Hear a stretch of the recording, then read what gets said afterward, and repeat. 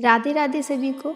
आज हम पुत्रदा एकादशी का महत्व और व्रत के नियम एवं पुत्रदा एकादशी के व्रत की कथा को सुनेंगे।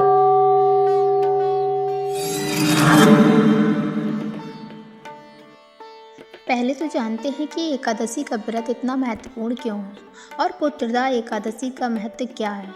देखिए, व्रतों में सर्वाधिक महत्वपूर्ण व्रत एकादशी का माना जाता है। एकादशी का नियमित व्रत रखने से मन की चंचलता समाप्त होती है, साथ ही साथ धन और आरोग्य की प्राप्ति होती है। पुत्रदा एकादशी सावन में मनाई जाती है। संतान प्राप्ति के लिए और संतान की समस्याओं के निवारण के लिए इस व्रत को किया जाता है। सावन की पुत्रदा एकादशी विशेष फलदायी मानी जाती है। संतान संबंधी समस्याओं के निवारण को करने के लिए इस उपवास को रखने से संतान से जुड़ी हुई हर चिंता का, हर समस्या का निवारण हो जाता है। तो आइए जानते हैं कि इस व्रत को रखने के नियम क्या हैं। यह व्रत 2 प्रकार से रखा जाता है, निर्जला और फलाहारी। जल पीकर सामान्य निर्जल व्रत वही रख सकता है जो पूरी तरीके से स्वस्थ हो। अन्य लोगों को, सामान्य लोगों को फल खाकर एवं जल पीकर उपवास रखना चाहिए। बेहतर होगा कि इस दिन केवल जल और फल का सेवन किया जाए। संतान संबंधी मनोकामनाओं के लिए इस एकादशी के दिन भगवान कृष्ण और श्री नारायण की उपासना करनी चाहिए। जानते हैं कि पुत्रदा एकादशी पर संतान प्राप्ति की कामना के लिए क्या करें। संतान नहीं हो पा रही है तो क्या करें। सुबह के समय पति पत्नी एक साथ भगवान कृष्ण की उपासना करें। उन्हें पीले फल, पीले फूल, तुलसी के पत्ते और पंचामृत अर्पित करें।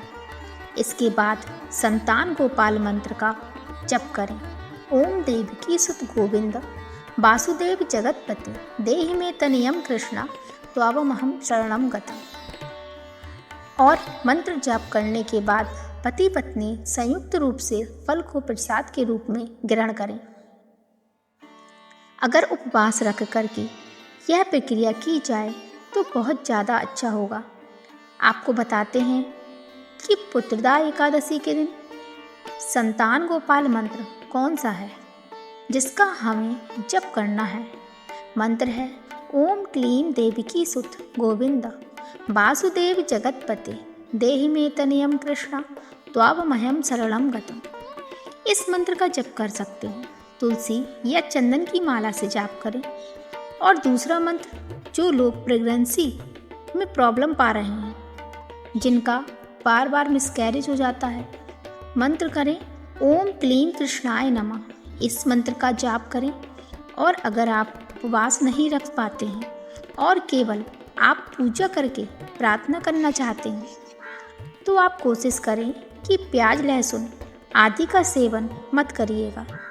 सात्विक आहार ग्रहण करें तो आपके लिए बेहतर होगा। श्रावण मास के शुक्ल पक्ष की एकादशी पुत्र देने वाली होने के कारण पुत्रदा एकादशी के नाम से प्रसिद्ध है। इस दिन भगवान विष्णु का ध्यान लगाकर व्रत रखना चाहिए। रात्रि में भगवान की मूर्ति के पास ही सोने का विधान है। अगले दिन ब्राह्मणों को भोजन कराकर दान देकर आशीर्वाद प्राप्त करना चाहिए।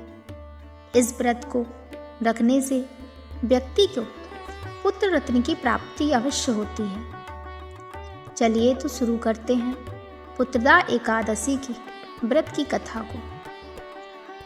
प्राचीन काल में महिष्मती नगरी में महाजन नामक राजा राज करता था।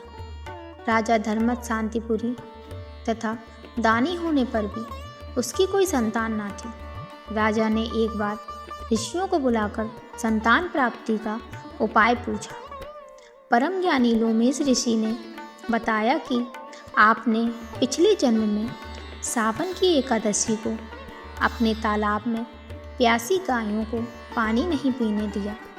उसी के परिणाम स्वरूप आप अभी तक आपकी कोई संतान नहीं है। आप श्रावण मास की शुक्ल पक्ष की एकादशी का नियम पूर्वक व्रत रखिए तथा रात्रि जागरण कीजिए। इससे आपको पुत्र रत्न अवश्य प्राप्त होगा। ऋषि की आज्ञा के अनुसार राजा ने एवं रानी ने एक साथ मिलकर एकादशी का व्रत किया और उन्हें पुत्र रत्न की प्राप्ति हुई। इस प्रकार कथा का समापन होता है। तो बोलिए जय श्री हरि, जय राधे राधे, जय श्री कृष्णा।